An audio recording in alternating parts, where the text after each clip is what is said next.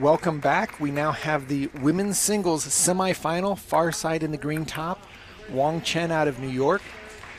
Her opponent, Prachi Jha, who plays out of World Champions Academy in the Bay Area. Prachi recently moved to Sweden to play with her brother Canuck at the Halmstad Table Tennis Club under the guidance of Michael Anderson. I'm sure Michael is watching live on this stream.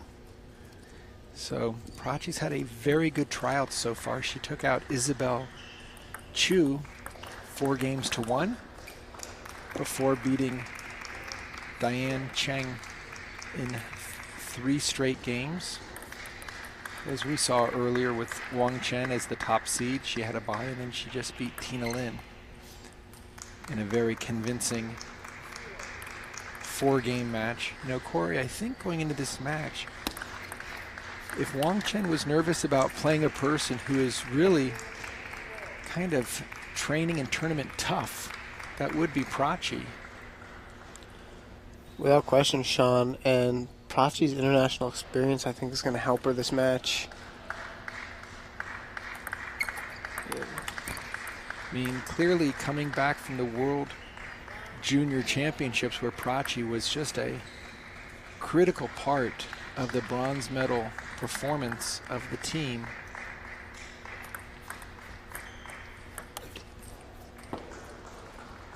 Prachi could possibly just play her game and give Wang Chen a handful. She doesn't need to go outside her comfort zone to score points, but look for Wang Chen to really mix things up.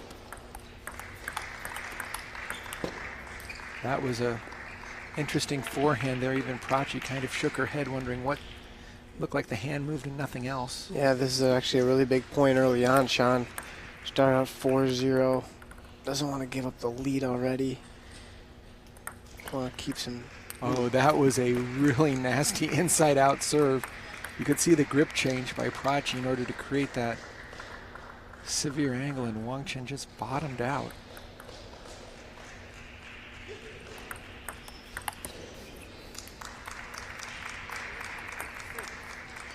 Corey, I think these are the type of players for Wang Chen. She really has to be the most careful.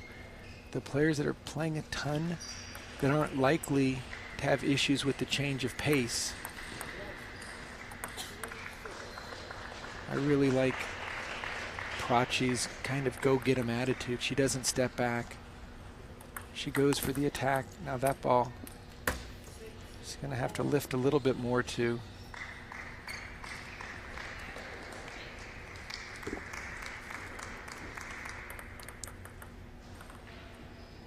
get into play, but she's staying with that short inside serve. And Prachi's going to need to do more with that first loose serve return. She can't just be top spinning the ball. She's got to be trying to put that ball away.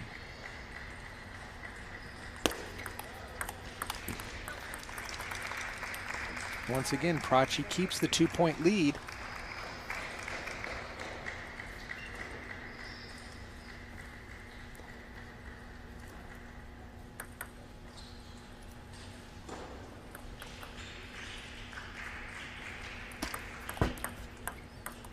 And Corey, if that isn't the first, it's the 15th or 20th time when we've seen Wang Chen go for that high toss serve and players try to take it quick off the bounce and it just bottoms out. You know, it's Wang Chen. She'll play into the backhand a couple of times, but you realize that within 1 or 2 more shots, you're going to be playing it from the elbow.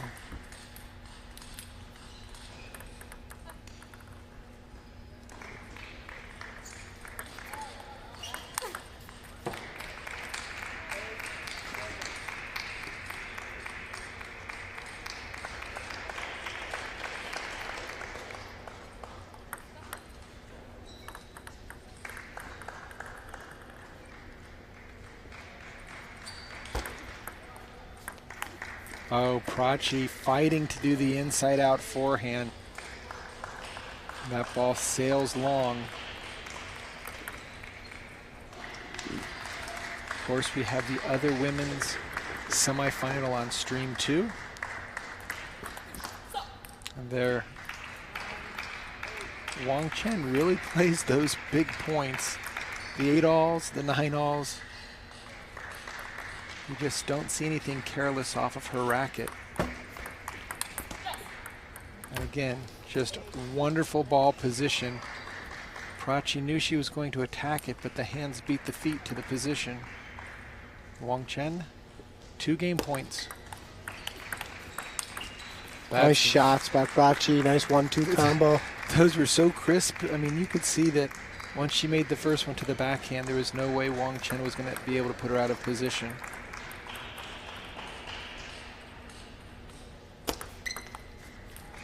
And Wang Chen having some difficulty with the inside out short to the forehand really is a good idea. It forces her to leave that backhand corner and be exposed over the table on the forehand side.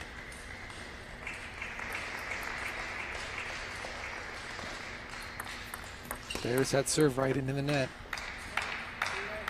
It appears to have a lot more side. It's loaded with underspin.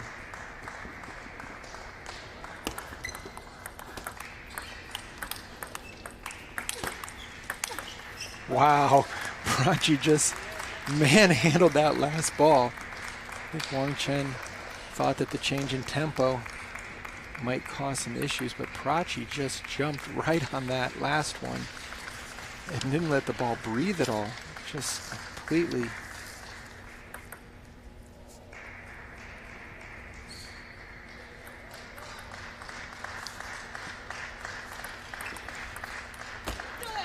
Nice digging chop.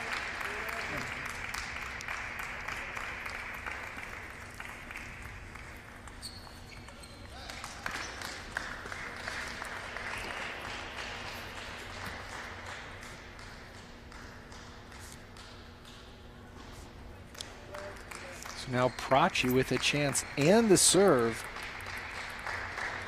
to take game 1.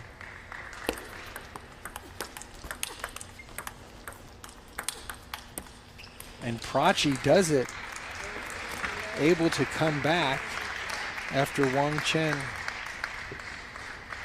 seemingly was about to take the game after a slow start.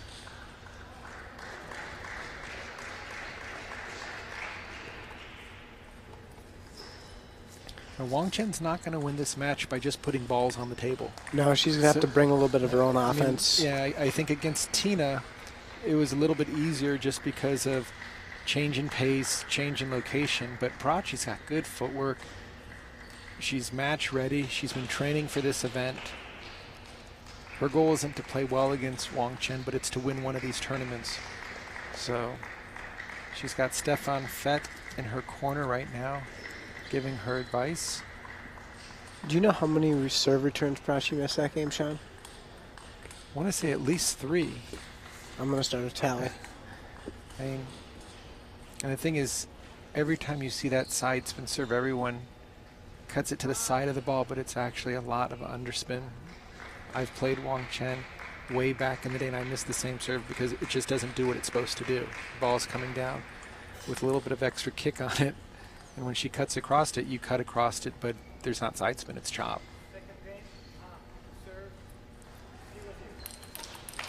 So right now she's using that really sticky top sheet too. She's using the hurricane on the forehand.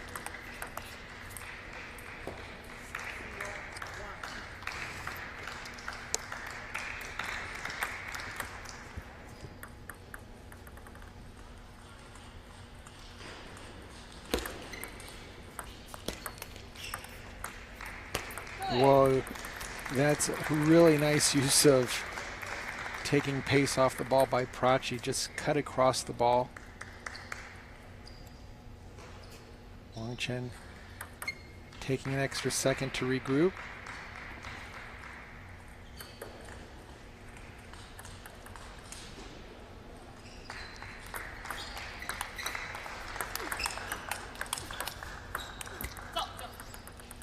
As you can see, Corey, in those extended rallies, Wang Chen is always able somehow to find that elbow.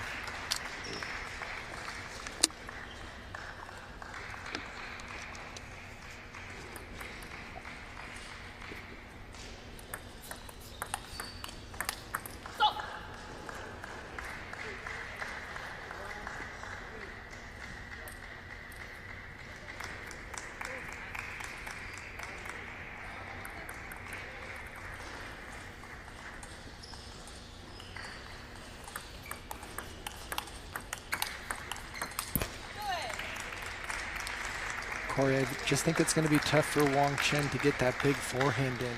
Prachi is so fast with her shorter strokes, topping the ball so well.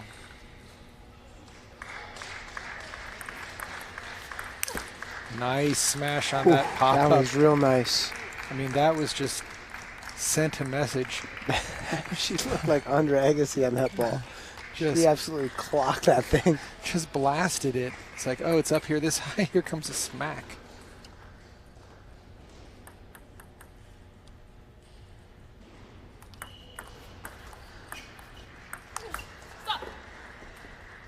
The other thing, Corey, when we saw it on that last point, when Wang Chen does the serve and you cut it short, there's still a little bit of spin on the ball, and she cuts it to the side. That ball will pop up because there's still a little bit of side when she recuts it. Prachi has to be careful not to play one too many short balls.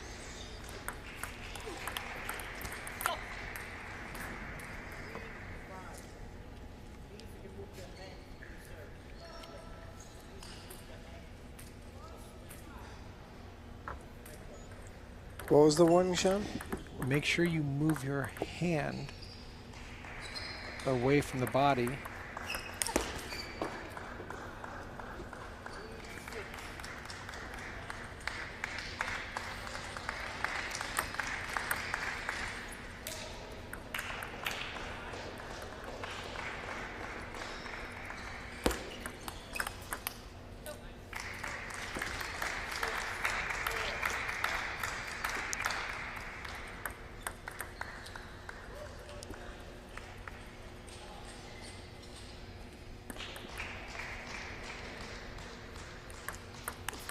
Oh, beautiful forehand flip. And Prachi staying close here in game number 2.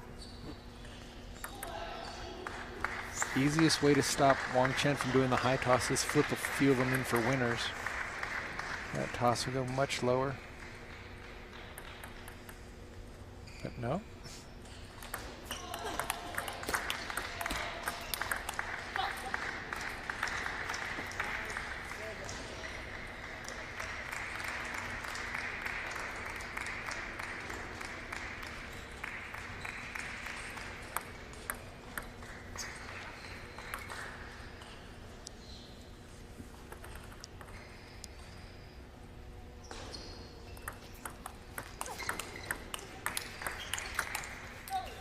Great forehand, sustained attacks by Prachi Jha.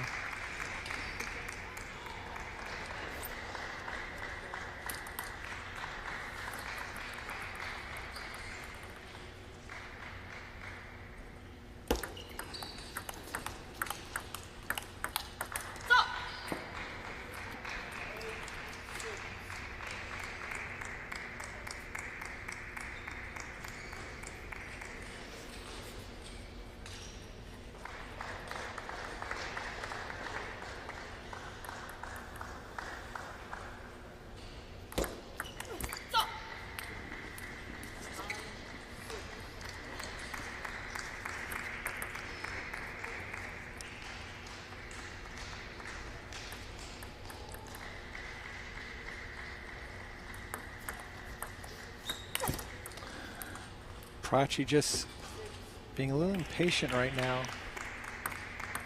That push, while it's not the lowest, driving it there, serving into the net now. 1 game apiece. Prachi shouldn't feel too bad because she got out of the first game with that 2-point victory. Had she lost that and continued to do the same thing, she'd really have an uphill battle. Right now we're just even up at game apiece. And either way, Prachi knew going into this that it's not like she was going to win 4-0. She didn't play terrible that game. Wang Chen upped her level a little bit and started playing better. And sometimes with Wang Chen, as well as any strong players, when they decide they're not going to give away any free points, they're getting points just as fast by moving the ball a little bit to the left, a little bit to the right, not letting the player really get their feet under them when they go for the attacks. Prachi had some winners, but she also had some real miscues on higher balls and missed her serve on game point. So Sean, now the winner of this will play Lily Zhang in the finals of the first day for us. Actually the second spot on the world team, because Jia Zhang locked up her spot last night by winning the national championship. And I don't believe that Jennifer Wu is eligible for the Correct. World Championships. Correct. Next year she will be. Right. The Olympics has a less restrictive eligibility rule than the World Championship, since that's citizenship based through the IOC, where the ITTF has a more of a transfer and a wait time period in addition to being a citizen. So right now, both Wang Chen and Prachi Jia fighting to join Lily Zhang in the finals of day number 1 here from the 2016 U.S. National Team Trials.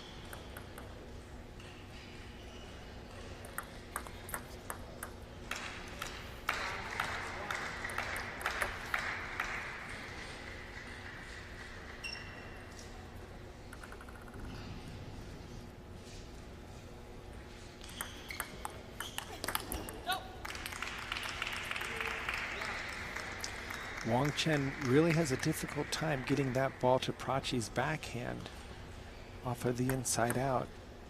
Prachi able to take her forehand to multiple locations. Wow, Oh. that was just amazing. If Jia can keep up that quality of play, that's going to bring her a long way. Well, Corey, I do remember last year when Lily played against Prachi in the, I think it was the semifinals. Prachi came out with both guns blazing, just shooting all over the place. And then finally Lily was able to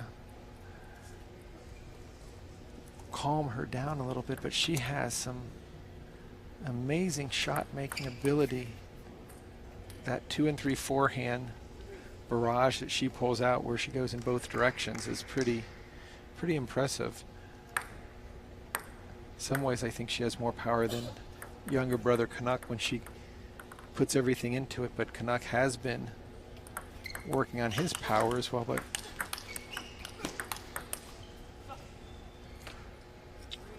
Wang Chen so stingy on returning those balls, just keeps everything back, moves it around.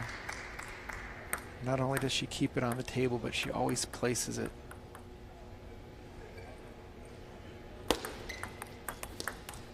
That ball catches the net and goes out, so 4-4 here in game 3.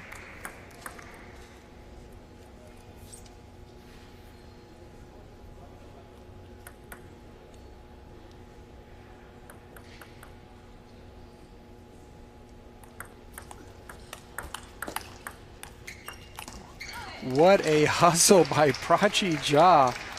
How she was able to track those balls down. Just kept going forward.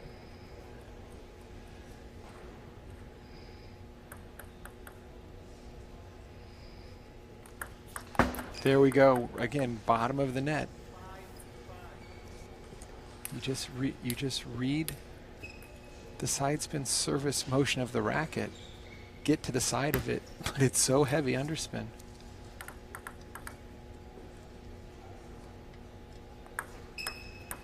And that's the second huge point that Prachi is miscued on. Really good heavy spin on that backhand, Sean. Caused the error from Wang Chen. I think Prachi, when she makes her attack, she's got to spend a little more time going to the forehand side of Wang Chen, then bringing her over to the backhand side. Felt she had won the point.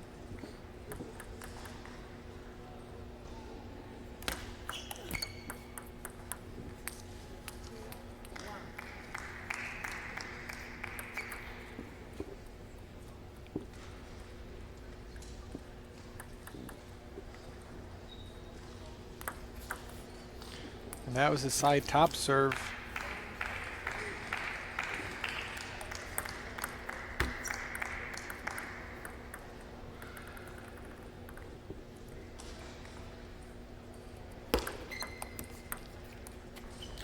Almost got that one. So close.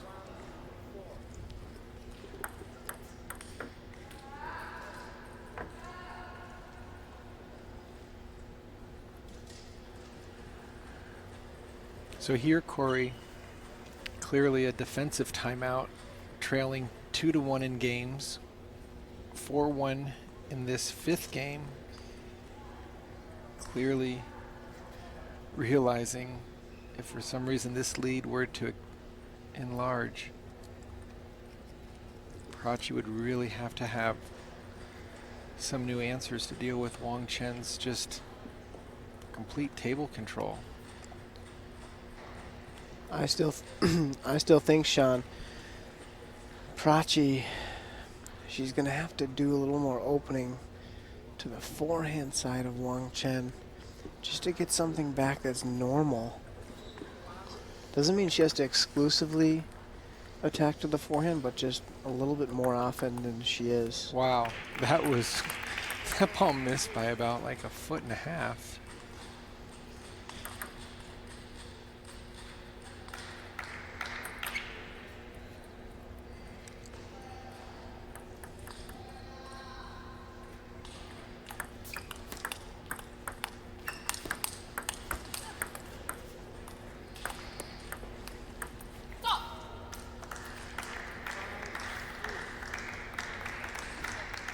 Wang Chen just plays those low balls and those off-pace balls with such great placement.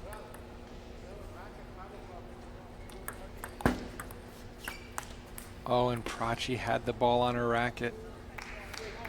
Got the high push that she wanted.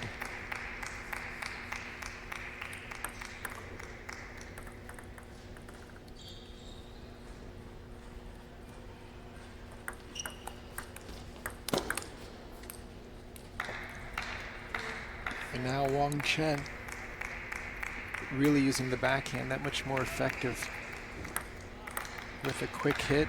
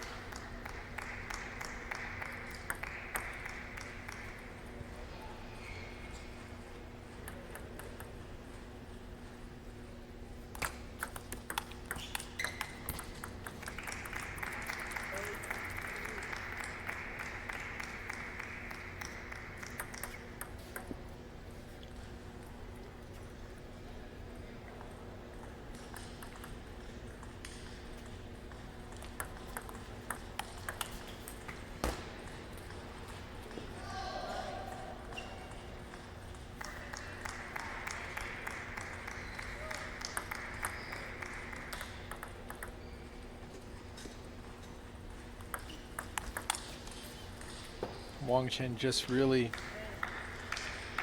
having no resistance here in game 4.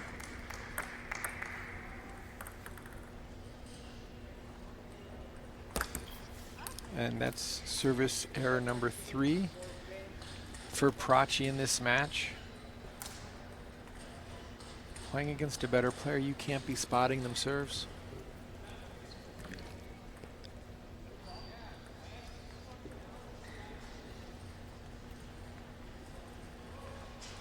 So after an initial first game deuce loss, this has been all Wang Chen with an 11-6, 9-3.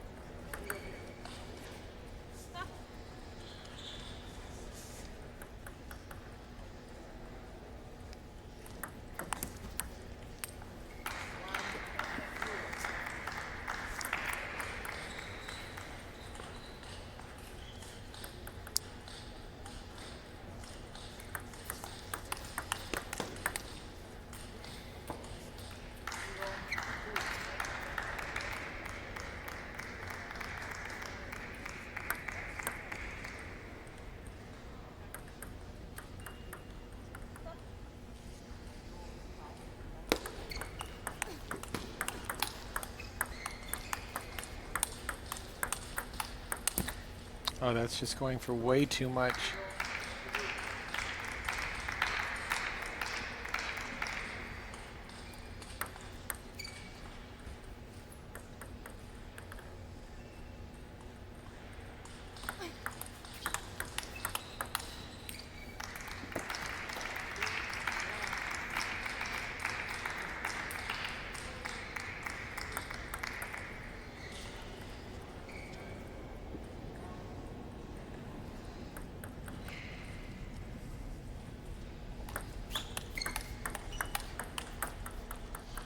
Wang Chen doing a really nice job of just moving the ball around, keeping Prachi uncomfortable, moving out to the forehand side.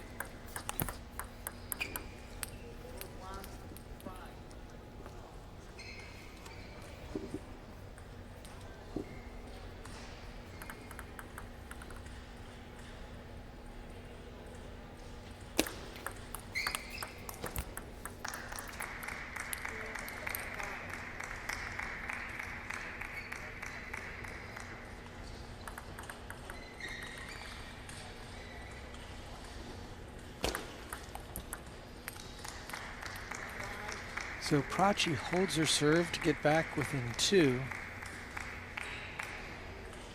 Corey, what's the likelihood of seeing a couple more high toss serves? 100%, Sean.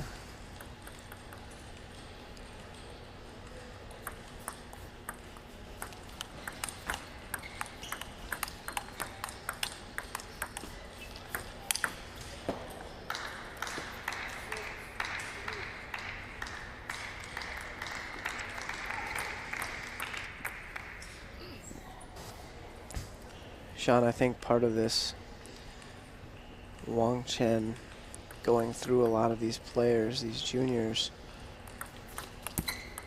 is really exposing the fact that they don't have, our girls don't have the ability to step back 1/2 step off the table and heavy spin against the pips.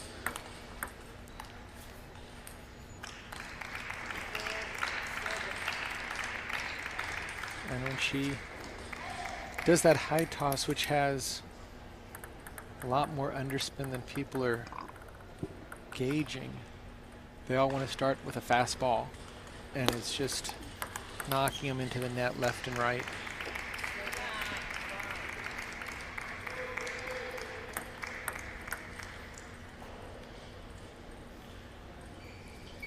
And Corey, if we were playing and you missed my serve 3 or 4 times an entire match, that would be a lot.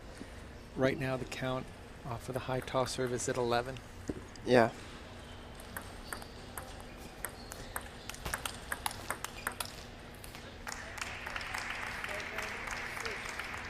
And we're not even done with the 5th game.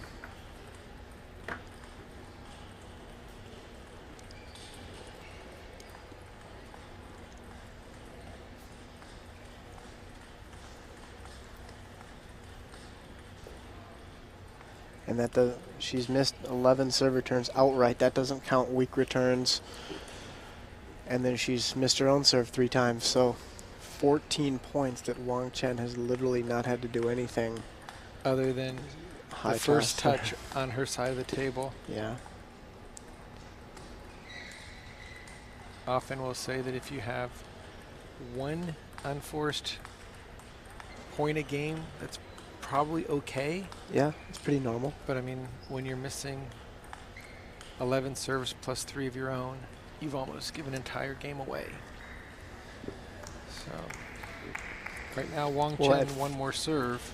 If you count it through 4 games, 14 mistakes, that's almost 4 a game, Sean. Well, it's half of each game. Yeah.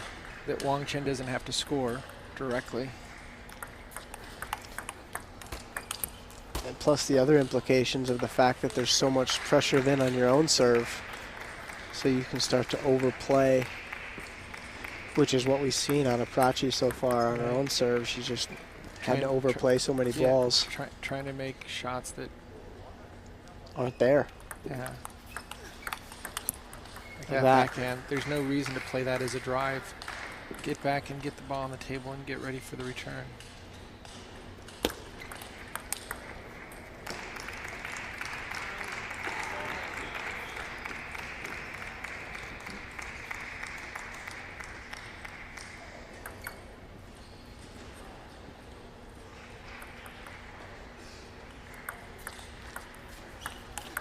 That's a nice redirect. Really surprised Wang Chen went with the low toss after having so much success with the high toss. Wonder if she's just saving it a little bit, which seems a bit odd. If you can win points, win points. Saving it for what? Well, She gonna take it to Chuck E. Cheese and get a big comb? along with those rating points.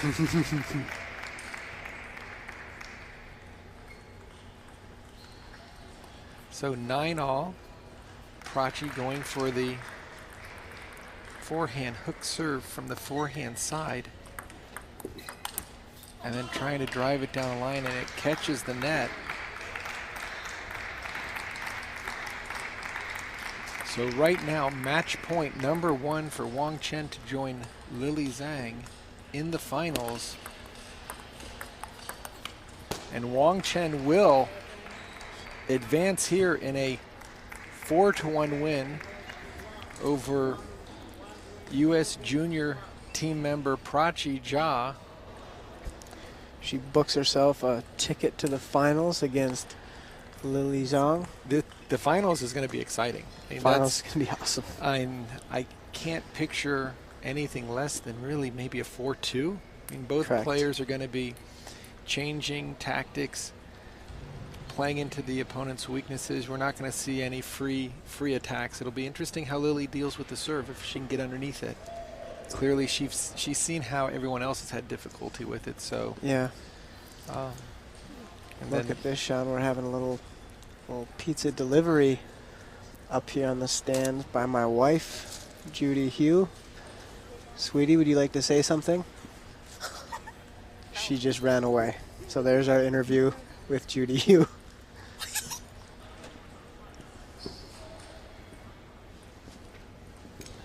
So we're going to reset for the men's singles semifinal. Canuck Jha will be on center court along with Alan Wong. Alan Wong, Canuck Jha, take 3. So we'll let the players get ready, let the umpires get situated, and we'll come back for men's singles action from the Las Vegas Convention Center as part of the 2016 U.S. National Team Trials.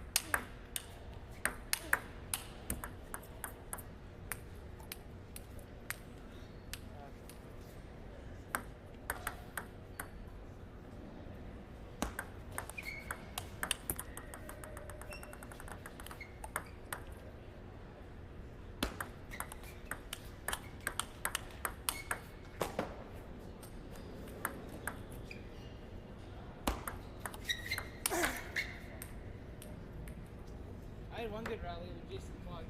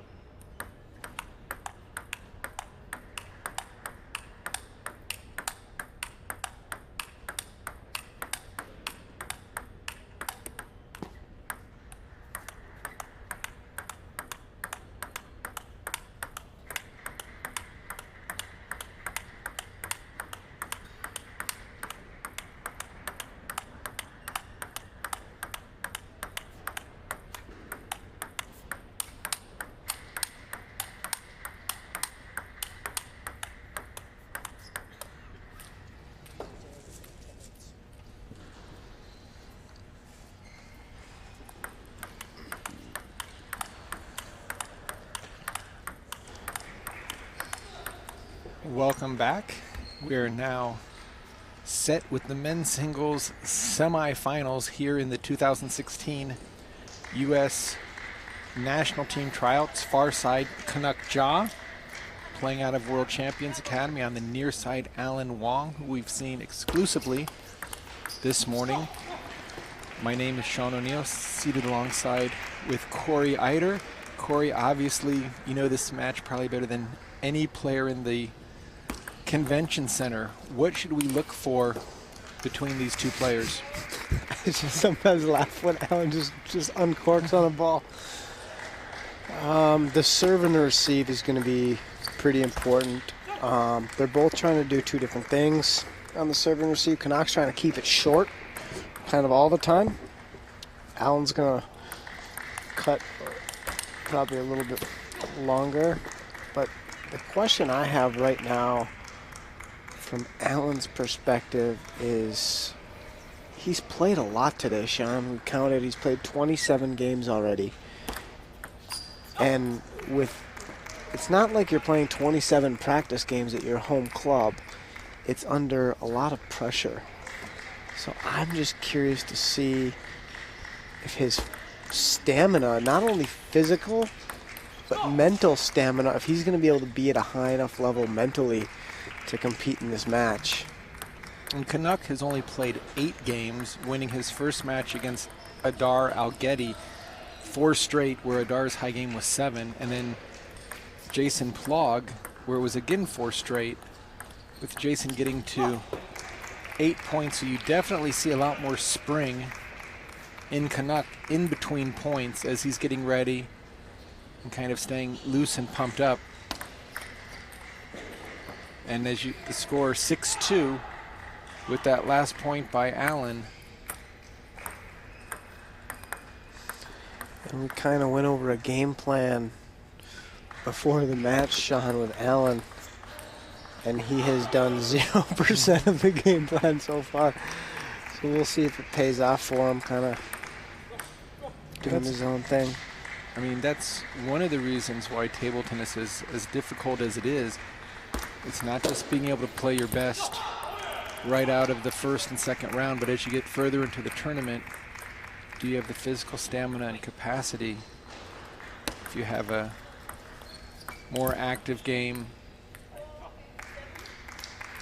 but the mental stress, the mental strain on the Grant Lee match, the Jack Wong match, now with a couple swings, Allen brings it back to 7-5. Of course, on table 2, you can watch the other men's semifinals between Michael Landers and Victor Liu.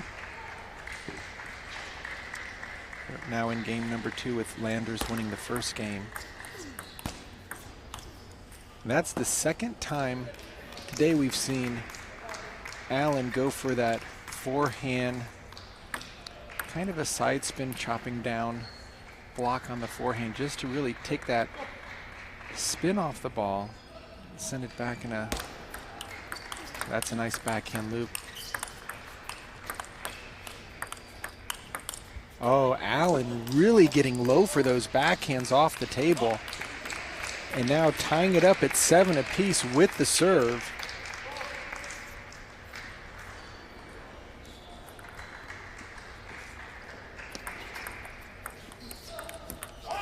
Oh, great inside-out serve, then followed by 180-degree different backhand banana flip.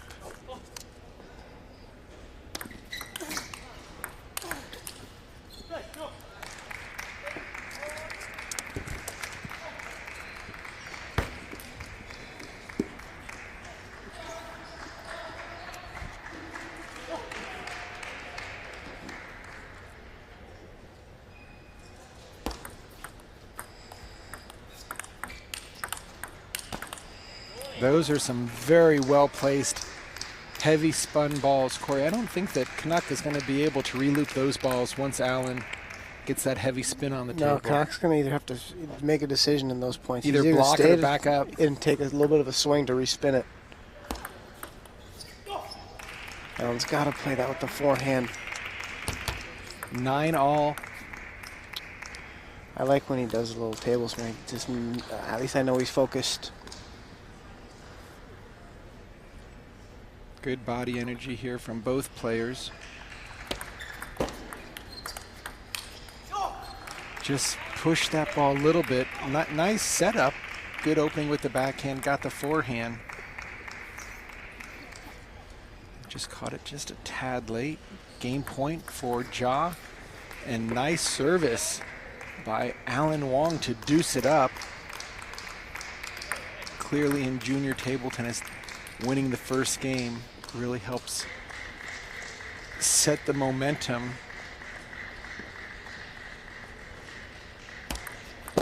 Net serve.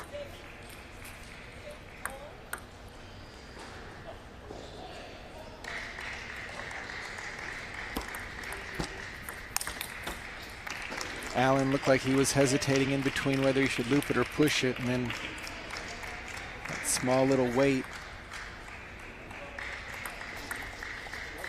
And once again, that inside out side top serve, giving Canuck a lot of difficulty. Back to deuce.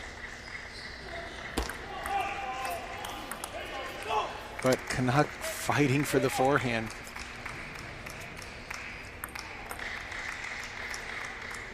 That ability for Canuck just to have that sustained offense.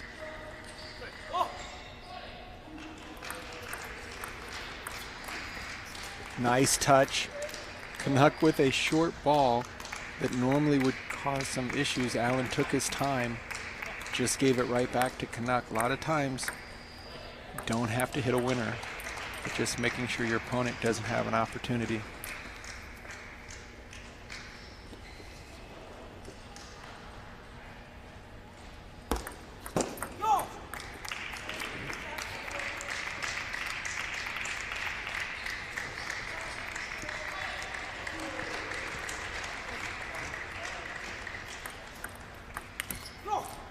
So Canuck takes game number one, 14-12. A very tightly contested match. Both players playing quite conservative and safe, but Canuck able to force his forehand into play.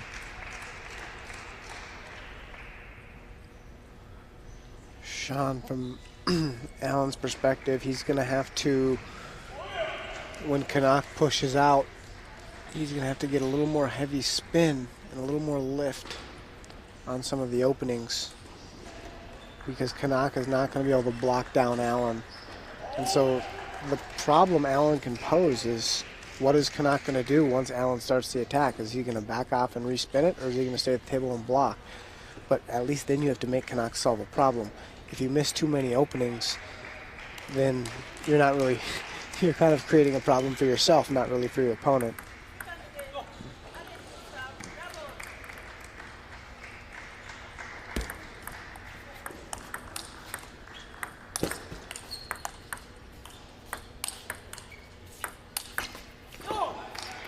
You know, Allen on that high ball, he's got to get out so much faster. I mean, that's his point to win. He just didn't need to take it to where Canuck was standing. Yeah, it's just, you see Canuck, one of the big improvements of his game recently is when he does get a slightly higher ball, he's getting a little bit more behind it. Now, Canuck taking 2 points off of Allen's serve to start game number two.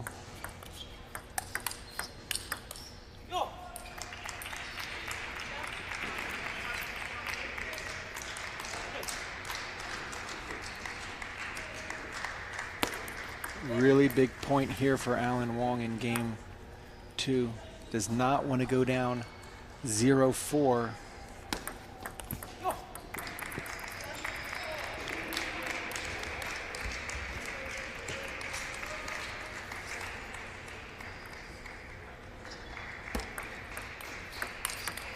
That's a nice play by Allen. And that serve goes out a little bit, and Canuck is unable to turn on it. His backhand loop is not going to pose too many problems for Allen to just re-loop it on either side.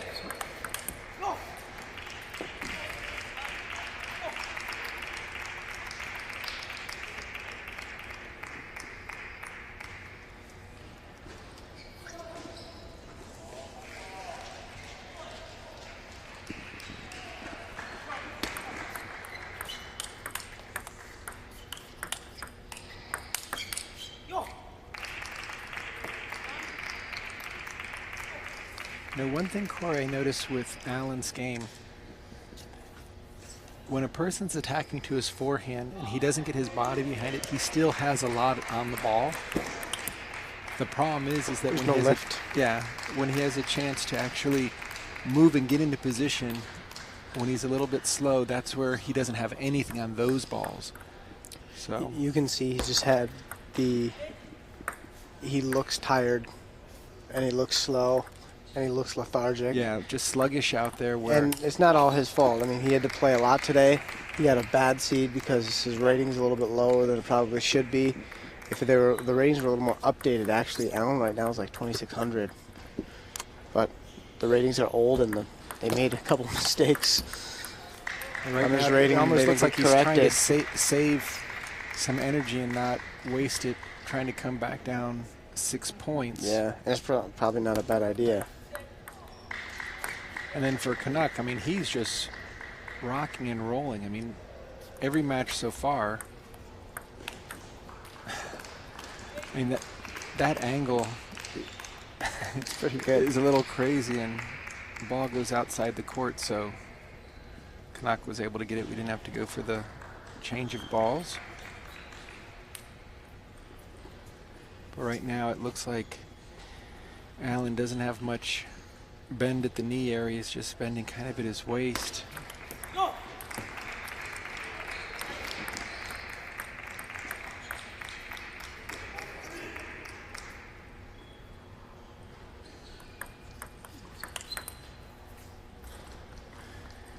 Canuck has got, if that ball went outside the court, Canuck is thinking New ball. he's just tired of chasing him. Allen wanted him to go chase it to give him a little breather. Canuck smartly said, no, I think I'll let that one go.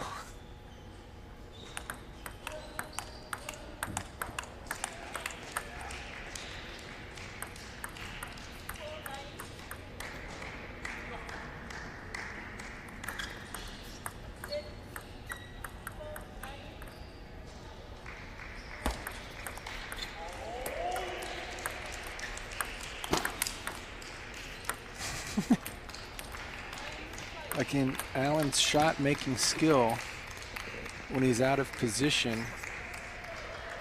Great hands, great touch. But Canuck in the driver's seat. Oh, that ball. Definitely a bit short to drive. If Canuck isn't careful, Allen could get the serve, only trailing by 2.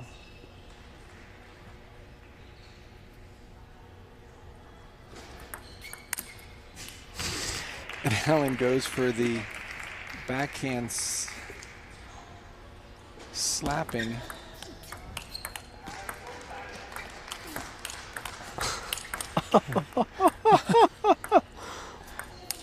And Canuck able to withstand some side spin chop blocks.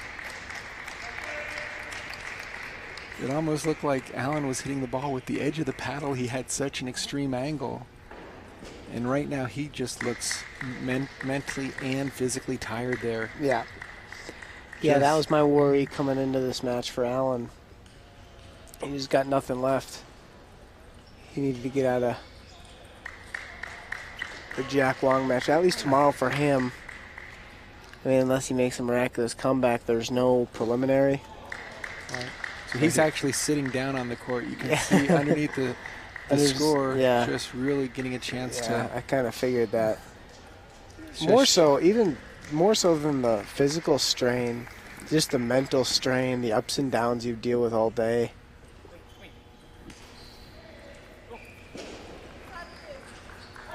Canuck, such a good player. He's not going to let Allen. No, he will. And if I was in Allen's corner now, I would just tell him, bomb squad, baby, just rip, because that's your only chance. Right, almost enjoy it and have a lot of fun. Yeah. Because he's not going to outwork Canuck. No. That's not possible. Canuck's too fresh.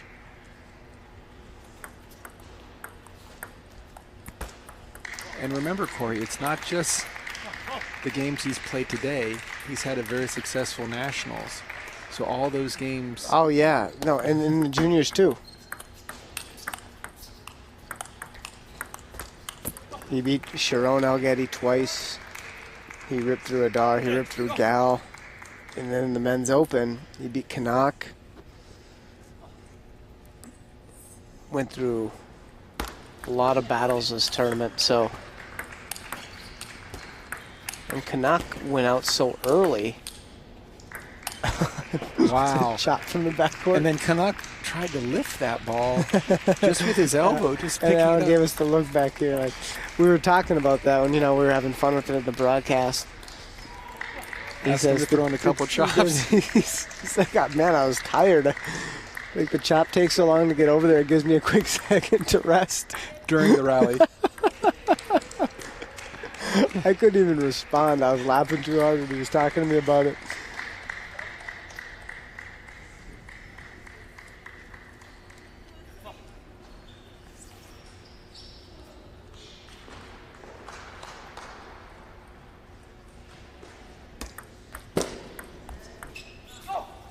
Oh, you could just see those feet weren't moving that extra step in order to line that ball up. And that's where being lethargic and tired, Sean, comes into play. It's not like are you too tired to take one step.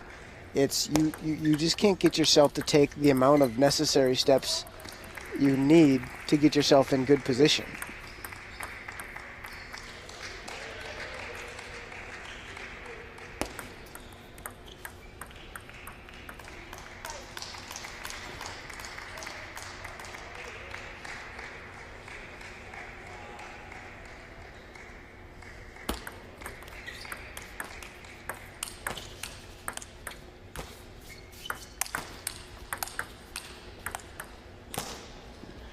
And this isn't making it any easier for Allen. All that work and then to come up short. But he does have a lead here in game 3.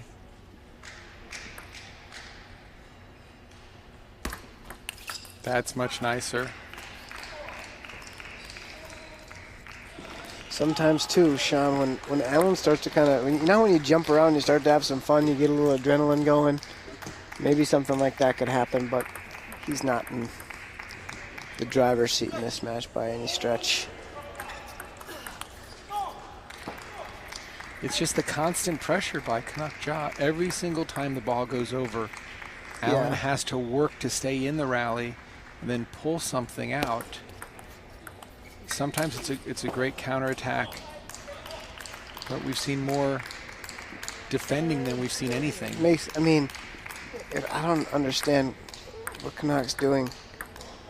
You can see he's tired, and you're just ripping it. Just take that ball at 50% to a safe place, and then just continue your attack.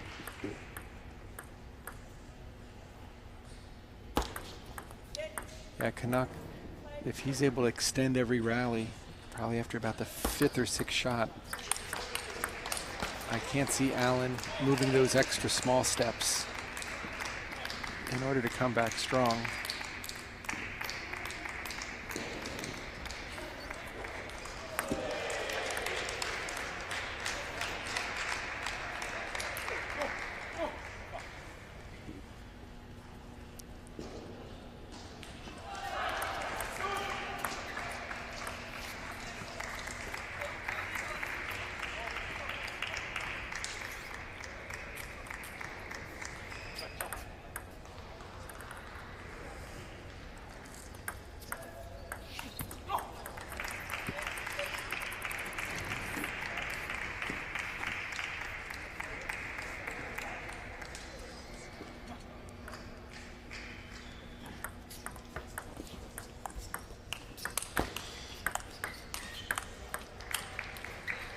So Canuck evens it up 8 apiece.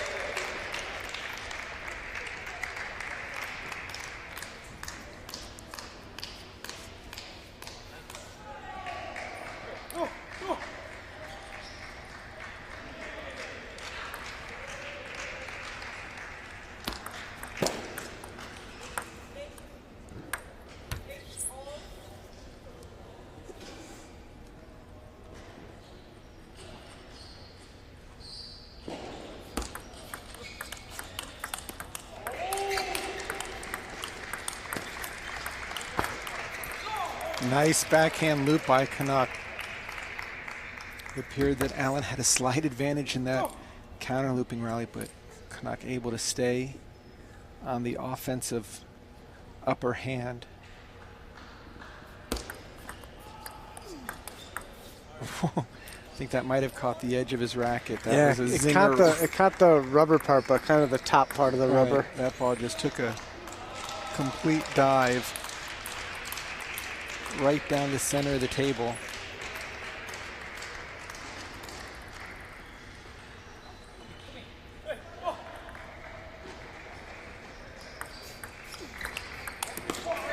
All right, Allen with a game point right now. And there's about 20 to 30 players that would love to be in the situation that Allen is right now. Even though he's trailing 0-2, he's still in the first tournament. Nice hustle for that wide backhand, but Canuck definitely controlling the angles, and we are tied at deuce. Canuck jaw to serve.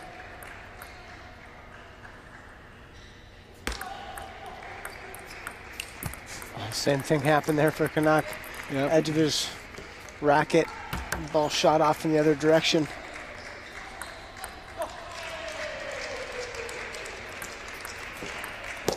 Oh, just no leverage point on that loop. Lifted up only with the arm.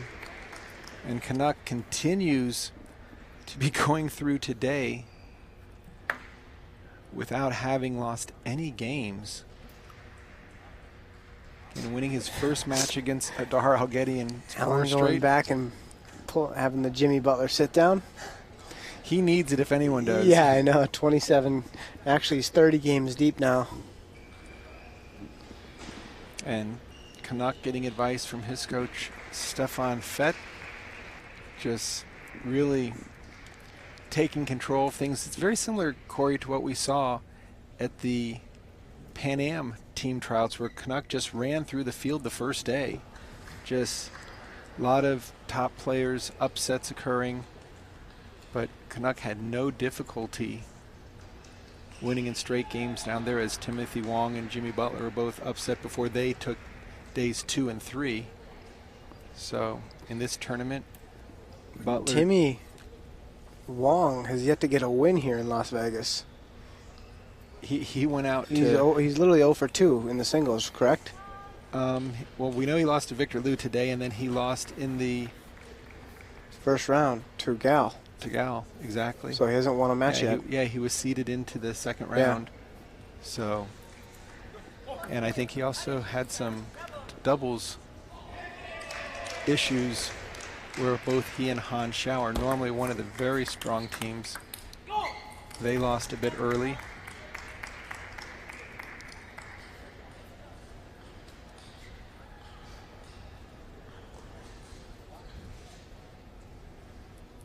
Canuck Jaw's father is running that ball down. Need a ball?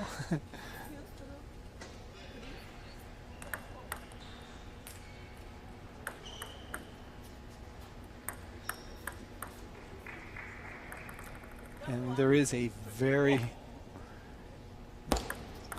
close match taking part on stream number 2, with Victor Liu now leading 3-2 against Michael Landers after winning the last game 11-9. So both semifinals going on simultaneously. Canuck overran that ball after playing the backhand. But you can just see the fatigue on Allen's face. Yeah. That guy needs to... I think he's going to go back and have some fun now. He had a chance as Canuck turned past the corner of the table.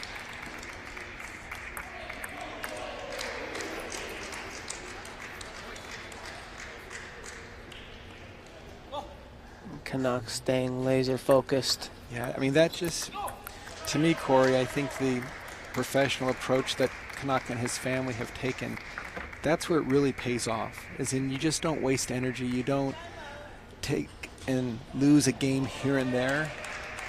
You just make it so much more difficult for the opposition to get any free points at all. Mm-hmm.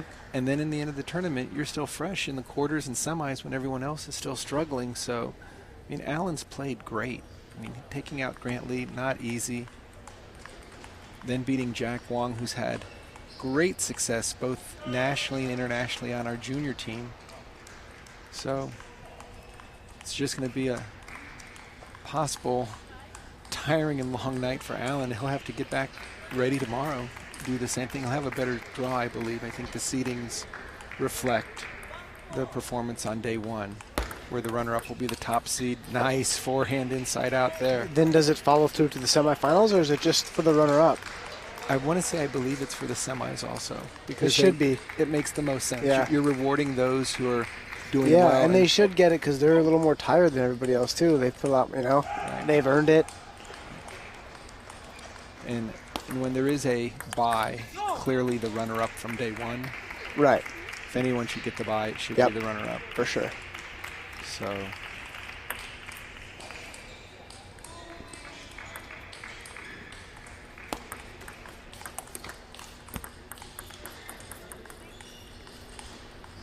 I think Alan wants us to be over.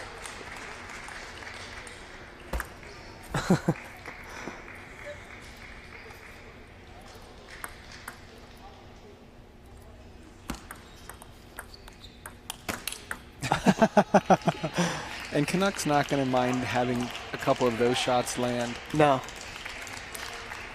No, Canuck's just going to stay hard to work because even though he knows he's going to win this match, he doesn't want to lose this game and have to play more. Right. Conserve the energy and be able to go absolutely all out in the final with no obstruction from being a little bit fatigued.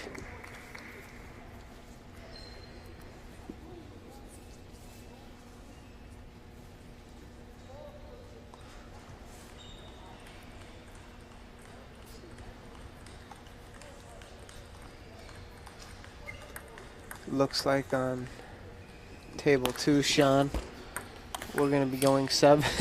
You see that shot? I'm not even sure what we call that. If that's just a pendulum chop from the backcourt. That was his side spin chop kill around the net. Around the net. Don't forget that. Just for extra. Ouch. Looked Yeah. like he caught the edge of the handle on the table. So right now, 7 match points for Canuck Ja to reach the men's singles final here of day one. Final's going to be good, Sean, no matter who it is. It's either going to be...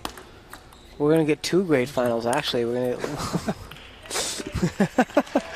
Now Canuck has to chase that ball. Yeah. We're going to get Lily and Wong Chen on the women's side. 2 awesome players. Yep. And then on the men's side, we're either going to get Michael Landers or Victor Liu. Who took out Timothy Wong. Yep. Oh! Amy, sister Amy in the background. Coach Stefan Fett calling a timeout. Now, that'll give all our fans and viewers a chance to just scroll back Yeah, about press the 25 replay button. seconds and watch how Alan Wong took that backhand around the net. Ball never got higher than 2 inches in order just to jam that return into Canuck's body. So, still 4 match points remaining. And of course, Corey, as a coach, you wouldn't be waiting until 10-9 to call No, timeout, that's which smart would just, timeout. it would just kill any momentum or any rhythm. Doing it at 10-6 allows for a couple of momentum shifts to occur and still And have a lead. Alan looks like he's kind of having some fun out there. And it wouldn't kinda- surprise me if he tries it again in some way or shape. Nice play to the body. I mean, if he's going to tee off, feeling Canuck is going to fight to get that first offensive shot in just to make the, you could see he was lining up that backhand flip. You can't flick that serve, though. Oh, a Yeah. nice reverse fake. Credit for that serve goes to Adam Hugh. I was just going to say, I've seen Adam do that serve a number of times. Canuck had already put his first foot under the table when Allen went for the switcheroo. And there we have it.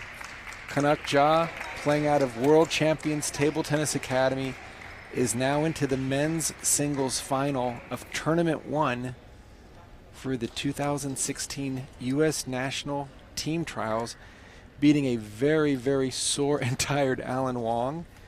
Recommendation is to jump over to stream number 2 on court number 2, where Michael Landers is currently leading Victor Liu 10-8 in game 6, but trailing 3 games to 2. So we'll take a quick break here and watch the action ourselves as Victor Liu brings it back to 10-9. And we will get ready for the women's singles final between Wang Chen of the Wang Chen Table Tennis Center and Lily Zhang of ICC. Please continue to stay with us. If you have table tennis friends, let them know that the live stream is active. And if they can't make it now, keep the link to the archive and send them there. Be back in a minute.